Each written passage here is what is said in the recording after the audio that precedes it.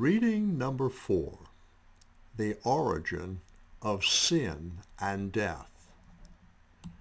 Read Genesis chapter 3, verses 1 through 24. This is where we read that Adam and Eve fell into sin and ruined everything for all mankind, for all the creation even. Now Lucifer, called Satan, that old serpent and the devil, fell first, as we derive from Ezekiel chapter 28, verses 11 through 17, and from Isaiah chapter 14, verses 12 through 15. He deceived Eve, but Adam deliberately disobeyed God's direct command to him.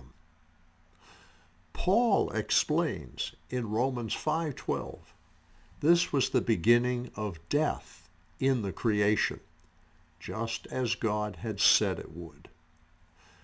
Note verse 6, that while all we read in the first 5 verses was happening, Adam was right there with Eve.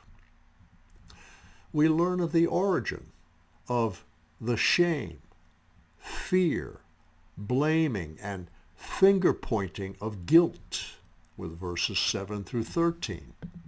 We learn that sin has other consequences besides with verses 14 through 19, going so far here as to result in a curse upon all creation. But we also have the very first promise of Messiah, the first good news or gospel with verse 15. Watch for more promises of Messiah as we advance through the scriptures. We see 4 of the 10 major themes or essential elements of the Bible message arise here. We learn of number 2, sin, in verse 6. Of number 4, a Savior, in verse 15. And of number 5, the gospel, also in verse 15. And with the fear, guilt, and shame of sin, we see the need to, number 6, repent.